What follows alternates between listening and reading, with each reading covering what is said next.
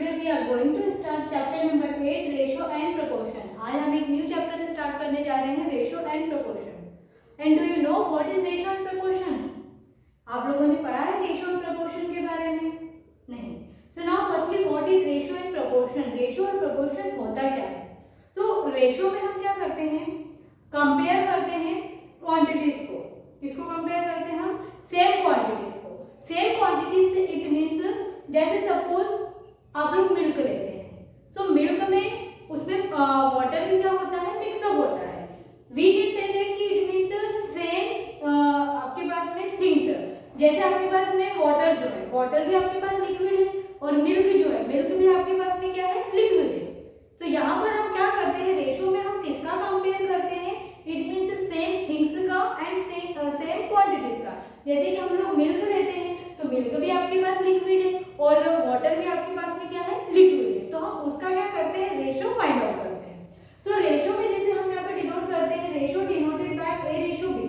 मतलब रेशियो को हम किस फॉर्म में लिखते हैं? ए रेशियो बी के फॉर्म में. और रेशियो जब हम निकालते हैं तो हमारे पास में सिर्फ और सिर्फ एक ही क्या होती है? क्वांटिटी होती है. लिक्विड तो लिक्विड. तो यहाँ पर आपके पास ए रेशियो बी है, इसको हम क्या लिख सकते हैं? A upon B. And now proportion. Proportion is denoted by A ratio B, proportion C ratio D. अब यहाँ पर हम क्या करते हैं? दो क्वांटिटीज का क्या करते हैं? हम रेशियो निकालते हैं. जैसे यहाँ पर दिया हुआ है A रेशियो B, ये आपके पास में एक थिंग्स है, एंड C रेशियो D, ये आपके पास में क्या है? अनदर थिंग्स है. जैसे फॉर एग्जांपल टी, हम लोग टी बनाते हैं, तो टी में हमारे पास में 4 चीजों की जरूरत होती है. Water, milk, sugar and T. तो जो वाटर और मिल्क है, ये आपके पास में एक यूनिट से हो गई है. 1 unit it means liquid liquid. Second thing है कि आपके पास शुगर है और टी लीव्स है, तो ये आपके पास में लिक्विड नहीं है, सो वो आपके पास में क्या हो गई है? सेम क्वांटिटी हो गई है. तो इस तरह से हमारे पास प्रोपोर्शन में कितनी क्वांटिटीज होती है? 4 होती है. उसमें से आपके पास फर्स्ट जो आपके पास ए रेशियो बी है, ये आपके पास में एक थिंग्स की क्वांटिटी होती है, और सेकंड जो है वो आपके पास में अनदर थिंग्स की क्वांटिटी होती है. जैसा कि मैंने आपको एक एग्जांपल दिया हुआ है टी का, तो उसमें आपके पास में लिक्विड भी है एज वेल एज आपके पास में अदर थिंग्स भी है. सो आई होप स्टूडेंट्स कि आपको रेशियो एंड प्रोपोर्शन समझ में आया होगा.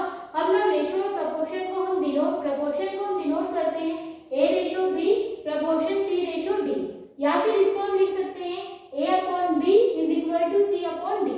और जब भी हम इसको इस रेशियो में क्या डिनोट करते हैं, तो यहाँ से प्रोपोर्शन की प्लेस पर आपके पास में कौन सा साइन लग जाता है? इक्वल टू साइन लग जाता है.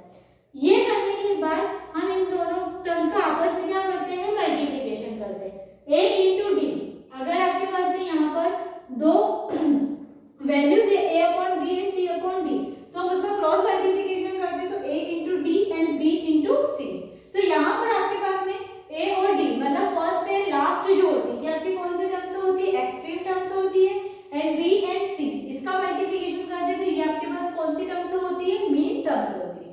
तो यही था हमारे पास में रेशियो एंड प्रोपोर्शन. अब जब हम स्टार्ट कर रहे हैं एक्सरसाइज 8.2. 8.1 हम लोग बाद में पढ़ेंगे. वैसे तो आपके पास में इंपॉर्टेंट एक्सरसाइज 8.2 है, तो इसलिए हम सबसे पहले एक्सरसाइज 8.2 कर रहे हैं. 8.1 आप लोगों को बाद में समझा देंगे. सो आपके पास एक्सरसाइज 8.2 का फर्स्ट क्वेश्चन है शो दैट. इट मींस हमें शो करना है 36, 49, 6 and 7 are not in proportion. हमें ये बताना है कि ये जो हमें 4 वैल्यूज दी हुई है, 4 क्वांटिटीज जो दी हुई है, ये आपके पास में प्रोपोर्शन में नहीं है. सो ये आपके पास में क्या हो गया? A, B, C and D. तो इसको हम सबसे पहले उसी फॉर्म में लिखेंगे. A ratio B is equal to C ratio D. यहाँ पर ए क्या हो गया आपके पास? 36 ratio 49 is equal to C ratio D 6 ratio 7. अब हमें ये बताना है कि ये इक्वल नहीं है, are not in proportion, proportion में नहीं है. इट मींस आपके पास जो लेफ्ट हैंड साइड वाली टर्म्स है और राइट हैंड साइड वाली टर्म्स है, ये दोनों आपके पास इक्वल नहीं है. अगर आपको ये बताना है ना कि ये प्रोपोर्शन में नहीं है, और अगर हमें ये बताना है कि दे आर इन प्रोपोर्शन, अगर ये प्रोपोर्शन में है, तो हमारे पास जो लेफ्ट हैंड साइड वाली टर्म और राइट हैंड साइड वाली जो टर्म्स है वो दोनों क्या होगी? इक्वल होगी. तो हमें ये बताना है कि वो प्रोपोर्शन में नहीं है. तो सबसे पहले हम चेक करेंगे a ratio b, it means b can write 36 upon 49 is equal to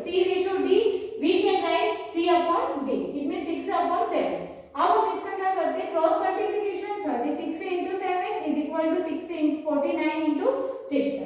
36 into 7 जब हम करेंगे तो हमें मिलेगा 252 इज इक्वल टू 49 इंटू 6 करेंगे तो हमें मिलेगा 294। नाउ स्टूडेंट सी हियर कि लेफ्ट हैंड साइड टर्म्स और राइट हैंड साइड ये दोनों आपके पास में इक्वल नहीं है। इट मींस आपके पास ये जो क्वांटिटीज दी हुई है ये प्रोपोर्शन में नहीं है। तो नहीं है तो उसके लिए हम यहाँ पे कौन सा साइन लगाएंगे, नॉट इक्वल टू का साइन लगाएंगे। 252 is not equal to 294। It means we can say that 36, 49, 6 and 7 are not in a proportion. हम कह सकते हैं कि ये जो आपको 4 वैल्यूज दी हुई है ये प्रोपोर्शन में नहीं है। इसी का सेकंड आपके पास 30, 40, 45, 60 आर इन प्रोपोर्शन। अब हमें यहाँ पे ये शो करना है कि ये आपके पास में प्रोपोर्शन में है। प्रोपोर्शन में है इट मींस आपके पास में जो एक्सट्रीम टर्म और मीन टर्म्स का जो मल्टीप्लिकेशन होगा तो आपके पास दोनों टर्म से क्या होनी चाहिए, इक्वल आनी चाहिए। अगर वो इक्वल है तो इट मींस जो आपको ये वैल्यूज दी हुई है ये आपके पास प्रोपोर्शन में है। सो 30:40 इट मींस इसको हम पहले ऐसे लिख सकते हैं A/B प्रोपोर्शन C/D। A/B जब हम प्रोपोर्शन का साइन हटाते हैं तो यहाँ पे हमेशा क्या लगता है, इक्वल टू साइन। 45:60 30/40 इज इक्वल टू 45/60। जैसे कि मैंने आपको बताया था कि ये A/B है और जब हम क्रॉस मल्टीप्लिकेशन करते हैं तो ये आपकी कौन सी टर्म बनती है, एक्सट्रीम टर्म, और ये आपकी कौन सी टर्म बनती है, मीन टर्म। वैसे उससे आपको कोई मीन नहीं है, वो सिर्फ आपको समझाने के लिए है। हम डायरेक्टली ये भी यूज कर सकते हैं कि अगर आपके पास इक्वल टू साइन आता है तो इस दोनों का आपस में मल्टीप्लिकेशन होगा और फिर ये दो नंबर का आपस में मल्टीप्लिकेशन होगा। 30 into 60 is equal to 40 into 45. 3 6 are 18. Here 20 20. 45 into 4 180 and 0. So here आपके पास में दोनों टर्म से क्या है, इक्वल है। लेफ्ट हैंड साइड टर्म भी और राइट हैंड साइड टर्म भी इक्वल है। It means we can say that कि 30 40 45 60 आर इन प्रोपोर्शन। ये आपके पास प्रोपोर्शन में है। सो इस क्वेश्चन में आपको चारों टर्म से गिवन थी और हमें ये बताना था कि आपके पास में जो टर्म्स है वो प्रोपोर्शन में है या नहीं है। नेक्स्ट क्वेश्चन में आपके पास में हो सकता है कि यहाँ पे 4 में से आपको 3 टर्म से गिवन हो और 1 टर्म से आपको फाइंड करना है। सो यहाँ से हम फर्स्ट टर्म भी फाइंड कर सकते हैं, सेकंड भी फाइंड कर सकते हैं, थर्ड भी फाइंड कर सकते हैं और फोर्थ भी फाइंड कर सकते हैं। फोर्थ टर्म में से आपको कोई सी भी एक टर्म से फाइंड आउट करना है तो वो भी हम कर सकते हैं। Now we will do next question.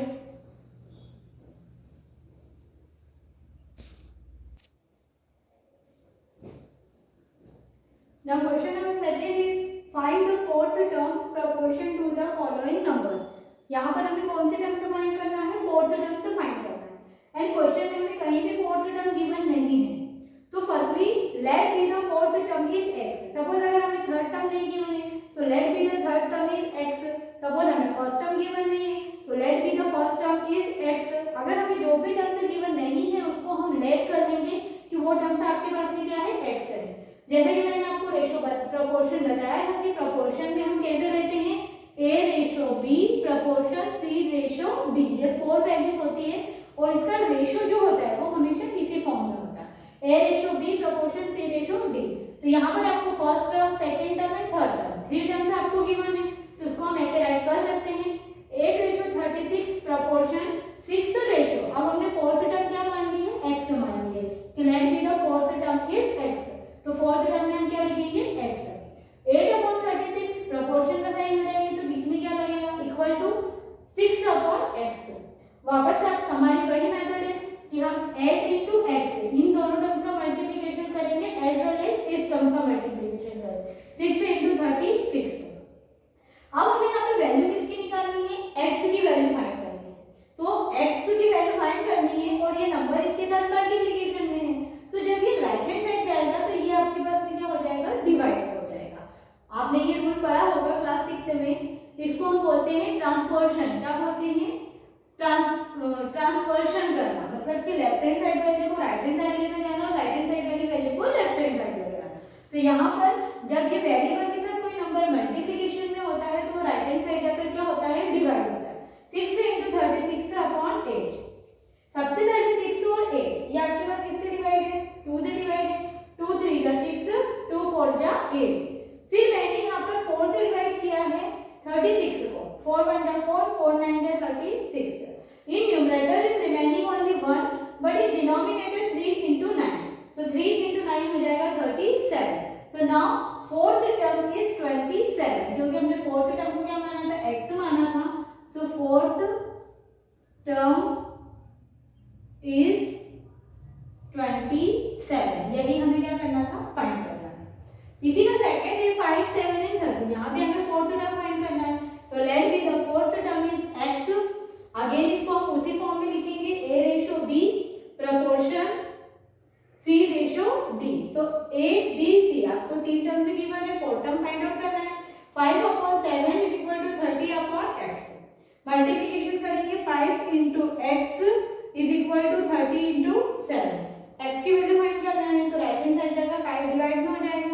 5 1 जा 5, 5 6 जा 30, 6 7 जा 42. तो यहाँ पर भी हमारे पास फोर्थ टर्म कितनी आ गई है, फोर्थ टर्म इज 42. तो स्टूडेंट इसमें हमें फोर्थ टर्म फाइंड करना था. बाकी हम फर्स्ट टर्म भी फाइंड कर सकते हैं, सेकेंड टर्म भी फाइंड कर सकते हैं, थर्ड टर्म भी फाइंड आउट कर सकते हैं. सो आपको यही मेथड का यूज करना है. एंड आपके पास में जो नेक्स्ट क्वेश्चन है, नेक्स्ट क्वेश्चन आप लोगों को मैं पीडीएफ के थ्रू सेंड करूंगी. आई होप आपको वो क्वेश्चन समझ में आएंगे, क्योंकि आपको सारे क्वेश्चन इसी मेथड से करना है. So student you have to revise exercise 8.2 and now understood. आपको उस एक्सरसाइज को क्या करना है, समझना है. पीडीएफ आपको सेंड करेंगे तो आप लोग उस क्वेश्चन को समझ लीजिएगा. Bye everyone.